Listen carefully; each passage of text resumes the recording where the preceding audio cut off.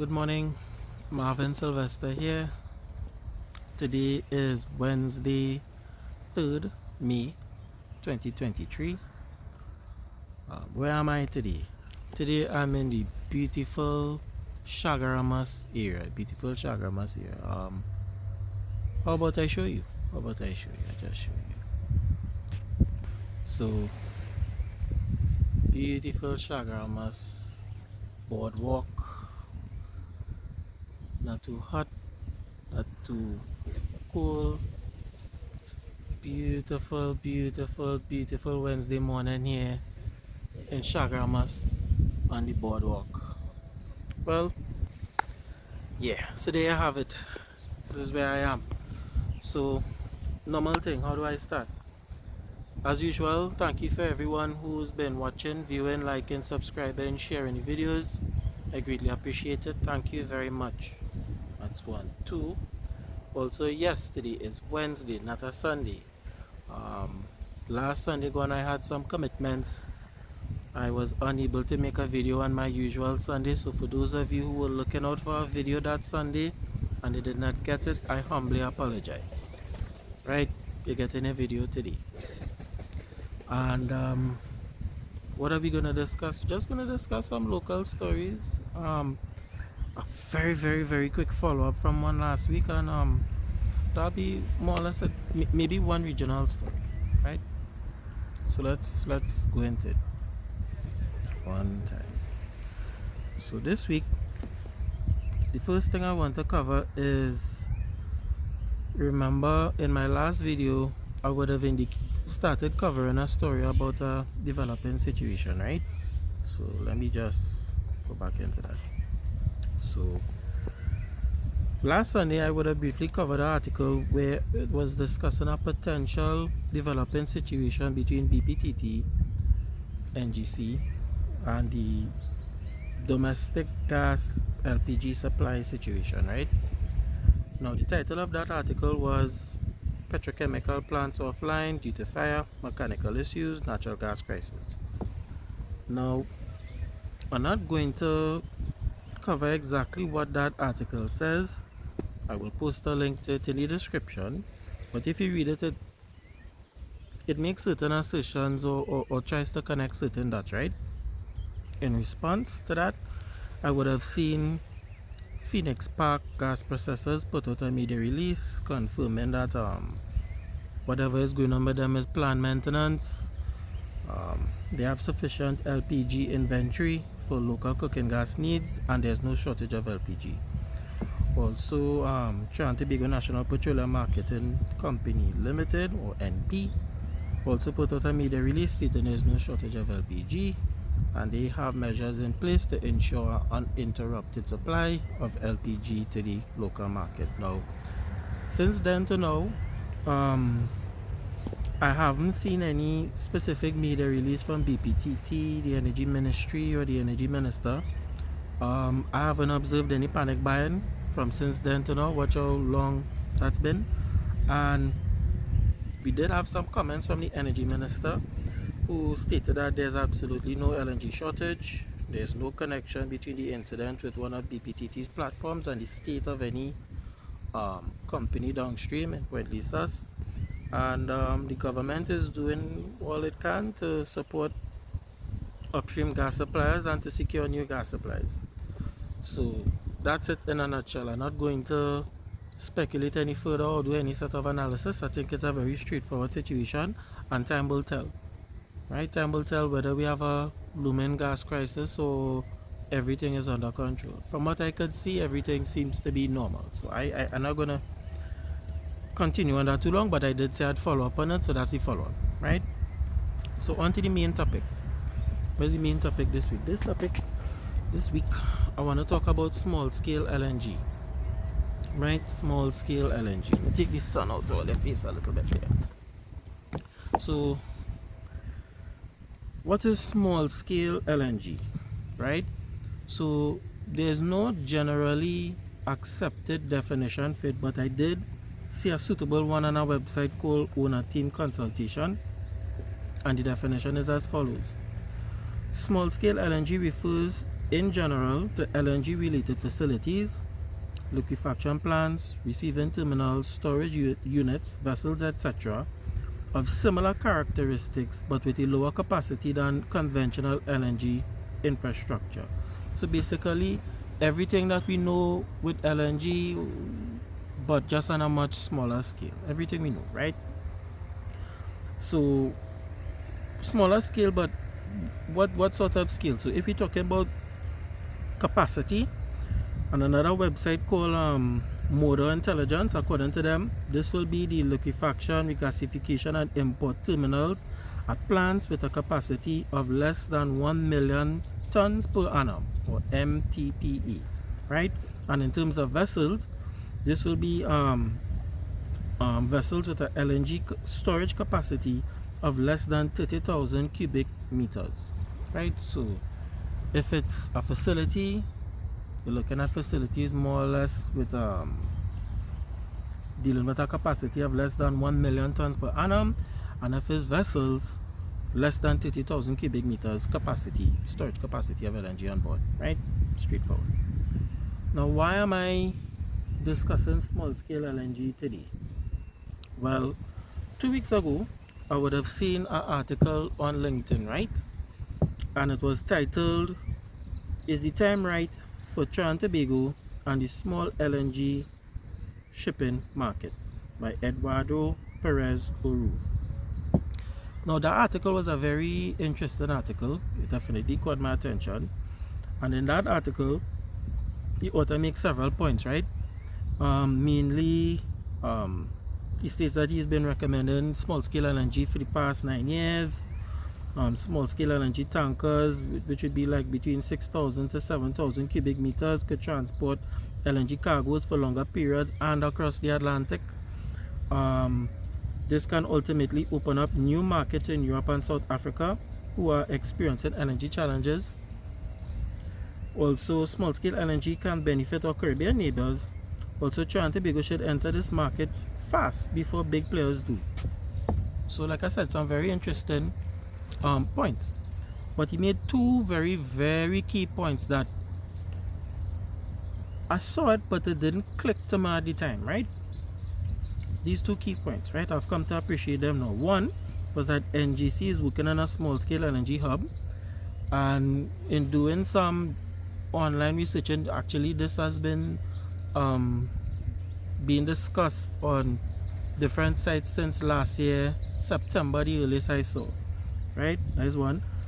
And he also indicated that that small-scale LNG hub may be connected to a recent license for a certain Venezuelan gas field. Now keep that in mind, right? Because that's going to be one of the key things I'm going to discuss with this small-scale LNG thing, and how it relates to Trinidad. Now, a few weeks later, up to last week, right, I would have seen a Daily Express article dated the 25th of April 2023. Right, the subject of that article was NGC to sign MOU for LNG export. Right, it was an article by Curtis Williams. Now, the article says several things, but let's get straight into what I want to focus on in this article, right? In that article, the author, Mr. Williams, would have indicated several questions were sent to NGC, right? And these questions were, let me just go into it because that will be the base of what this whole thing is going to be about, right? So the first question was, is NGC to sign a MOU with KOGAS for small-scale LNG? Now, KOGAS is a Korean state-owned company, from what I believe I saw online, with the responsibility of importing and distributing LNG gas within Korea, right? KOGAS. That's the first question there. 2. Does NGC feel this is possible, bearing in mind years of domestic gas supply challenges? 3. What is the strategy behind small-scale LNG? And 4. Where is the gas to come from? Now, before I go on any further, I just want to state that this is just my speculation, my theory on things I'm just going to go into here. But I'm going to try to answer these questions, and I'm going to put forward my theories and my thoughts on it while answering the questions that Mr. Williams has posed, right? Obviously, nobody gives me this information. This is just my thoughts, right? So let's go in straight into it. So let's start with the last question first, which is, where is the gas to come from? Well, as hinted by Mr. Uru, I believe the gas will be coming from the Dragon gas field. Why it is I say the gas will come from Dragon? Let's start at the top. You have the US, the United States, you have Trinidad and Tobago, you have Shell, you also have the Venezuelan government, right? Morning. So you have these players at the top. So let's look at what going on with the US first. So the US, they will have their geopolitical goals and bilateral relations with certain countries, including other countries here in the Caribbean, countries like Jamaica, Dominica, etc. Right? You have Trinidad and Tobago and Venezuela who wish to benefit from this Dragon gas field, and obviously you have Shell, which is a major player in the oil and gas industry, right? Oil major. So the US wants to get certain things done to assist in their bilateral relations. Trinidad and Tobago comes to them and says, listen, we really need to get this Dragon field going. What does the US do? The US puts forward, well, okay, they could go ahead and start to materialize this gas field. However, there are certain conditions attached. There are certain conditions attached. One of those conditions is that gas must go to certain countries, small countries within the Caribbean.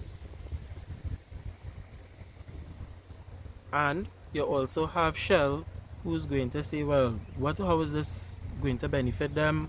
Obviously, they will have to make a final investment decision on if this works for them. But the license has been granted. And once the government, Venezuela, and Shell could get everything aligned, the gas will start to flow from Dragon Field, cross the border to Shell facilities somewhere on the north coast, probably Hibiscus or wherever, Hibiscus platform, probably. And then from Hibiscus, the gas will flow to Atlantic LNG, where it will be converted to LNG, and then it would go to the small scale facility.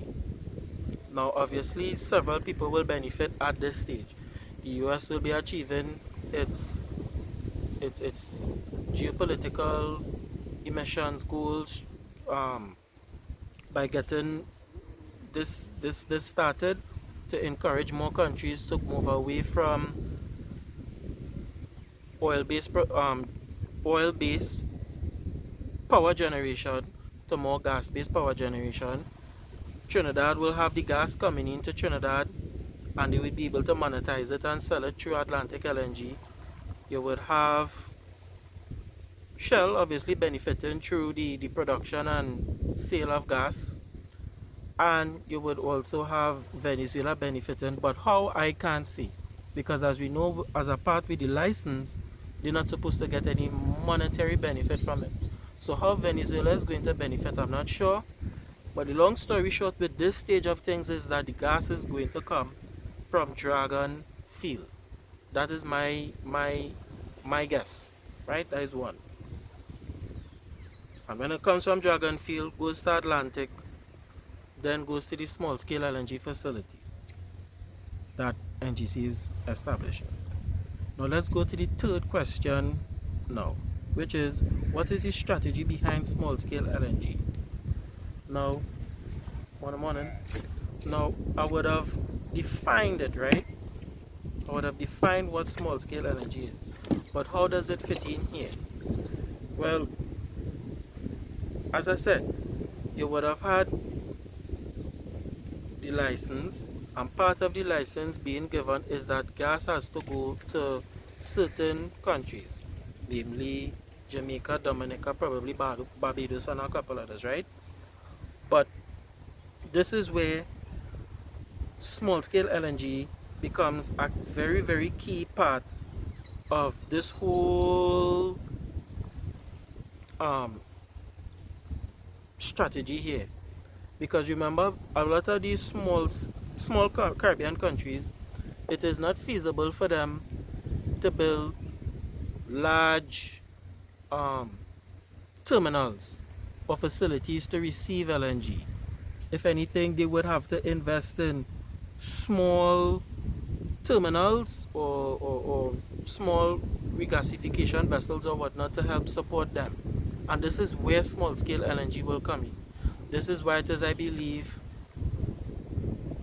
the small scale LNG facility that NGC is about to engage in has to be built. It has to be built. Because that is the only way we would be able to fulfill certain parts of the license that we got from the US to keep Dragon afloat. If you think about it, it kind of makes sense. That's the only way they're going to get it. So, all the um, apparatus that were going into developing the small scale LNG and all these different things, we have to actually build that to make this Dragon deal happen. So, again, that is just my speculation, right? Also, we have the MOU side of things. Now, with the MOU, as we know, 99% of the time MOUs are non-binding, but they do outline certain steps towards eventually ending up at a formal contract, right? It gives like an outline of the business that you would intend to do in the future. Now, why is there talk of a possible MOU with Kogas, the Korean company, at this time? Now, I believe that Kogas is not only putting things in place to secure um, LNG, small scale LNG from Trinidad and Tobago, right? But if I had to speculate and I had to guess, I want to believe that they are also going to be an investor in the development of the small scale LNG facility itself, of the small scale LNG hub. Similar to how Atlantic LNG itself has multiple investors and shareholders who would have come together to make that facility a reality. So it's just a theory. Obviously, I could be completely wrong, but I believe that Kogas is an investor in the development of the facility. It's also possible that there are many other investors that we don't know about in the background, and time will tell who these investors are, right? But that's just my theory, that's just my speculation, and that also helps to answer question one, right? Question one being, is NGC to sign an MOU with Kogas for small scale LNG, right? I believe that's the reasoning behind it. Now, the last question that we had in out of the four was, does NGC feel this is possible, bearing in mind the years of domestic gas supply challenges? Now, I would say, but NGC would say, speculated of course, that it all depends on Dragon. It all depends on Dragon coming online, in my view. Because, as you all know from the stats that have been put out there, the Dragon field is supposed to be a big field, which in theory could help Trinidad meet its local needs, support Caribbean countries and the international markets, Korea, etc. Right? So if you put it together like that, obviously my way fits in a particular way that it makes sense, but I could be completely wrong. But to me, when you look at it from those angles, this whole thing makes sense. And it states why small scale LNG, I don't want to say it's just something that Trinidad and Tobago should look at in the future, but I want to believe that it's something that Trinidad and Tobago has to do. Has to do. Anyway, That'll be that. Time will tell, right? We'll see how that goes.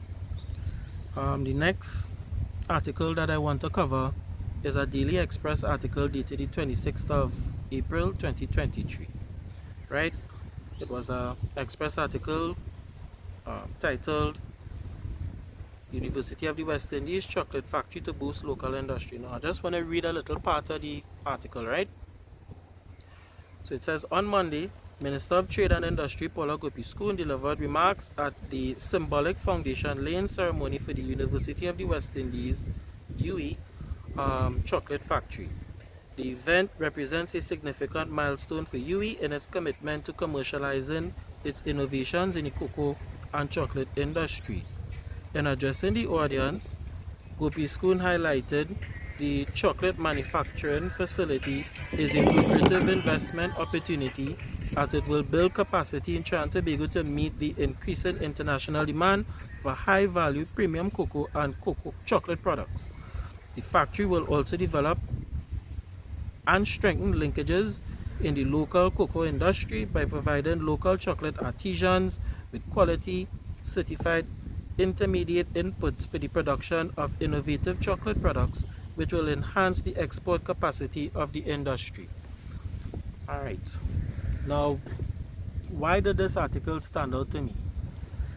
Let me explain. Now, this article was on page 48 of the Express, if I remember correctly, but I think this should have been on the front page of the Express.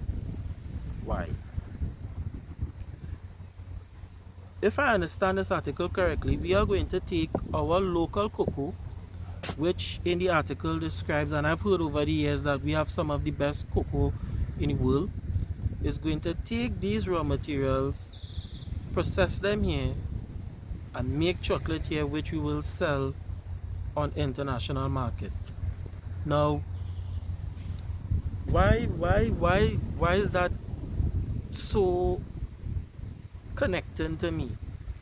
Well, for many years we've seen in developing countries where people, developed countries often go into developing countries, take the raw materials, buy them very cheaply, take them across the ocean, Europe, wherever, they are processed there and then packaged and retailed internationally for a very large premium, but nice premium, and sometimes it's being sold right back in the developing countries where the raw materials come from. If what it is happening here is what I think it is, this is a step in the right direction. We are going to take our raw materials, process them here, and sell them on the open market for the best possible premium for us. And that is one of the key ways in which I believe we will be able to develop our country and our economy. We're talking about wanting to boost GDP. We're talking about wanting to boost the economy. This is one of the ways how we do it, right? Think about how much support and industries would be required to support this chocolate factory. Think about how much jobs it will create during the building of the chocolate factory, right? And when the factory is open, how much jobs, revenues, taxes, all these things. I mean, it's very straightforward. So I would say kudos to UWI, kudos to the Minister Gopi-Skun, everyone who is involved in trying to bring this to the fore, kudos to the farmers, everybody who's involved in trying to bring this to the fore. Well done. I think this is what we need. We need more of this, right? So that is that. A couple other things that I could call off the top of my head. One of them is that recently I saw a third bank in the US called First Republic Bank, right? First Republic Bank, I think is the name. That bank recently collapsed. That is in addition to Silicon Valley Bank and Signature Bank, and I think this First Republic Bank is even bigger than those other two that crashed.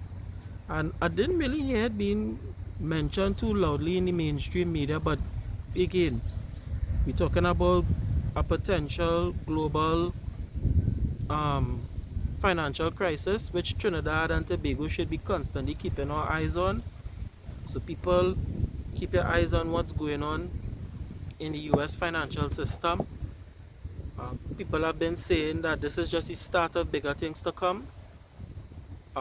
So just keep your eyes on it. That is one. And the last thing I'll close off with is a quick update on Alfa Nero. I saw a video with some gentleman who makes videos, and he had stated that there was problems with the Alfa Nero. The vessel has 4 generators, however 3 were not working, only 1 was working, and there's some sort of crisis on the boat, kind of thing like that. And he was also indicating that the efforts of the Antigua-Barbuda government to get the sanctions lifted off the vessel so that it could be sold have hit a snag and they're not going good and that kind of thing. Well, I saw another article followed up to that from Antigua itself. I think it was the Antigua newsroom. One of the local media houses there indicating, one, the captain himself of Alfa Nero came out and said there's nothing wrong with the generators, everything is good with the boat, and the vessel only needs 1 generator to run. That is correct, but there are no issues with the vessel. So I don't know where the gentleman who made the YouTube video got that information from, but apparently the captain is saying that's false. Also, the government has come out and said everything is going smooth with the efforts of the Antigua government to get the sanctions lifted. So they also debunked that thing about it, the efforts in a snag. Right, so that is the latest update on Alfa Nero. Anything new pops up at Alfa Nero, as usual, I'll let you all know.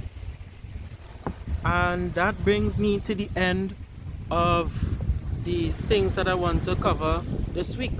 Give you a little angle of the sea before I go. Right? So that's what I wanted to cover this week. If you've watched the entire video, as usual, thank you very much. I greatly appreciate it. Thank you so much. If you've enjoyed the video, please like, share, subscribe, hit the notification bell if you haven't, so that when I put out new videos, you'd be able to get them, the notifications on them. If you've really enjoyed the video, as usual, there will be a link to my Buy Me a Coffee, which you could provide support to the channel to help us grow. Also, all the articles and everything that I discussed in the video today will be in the description.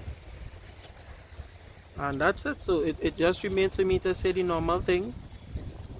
Keep informed, stay vigilant, be prepared.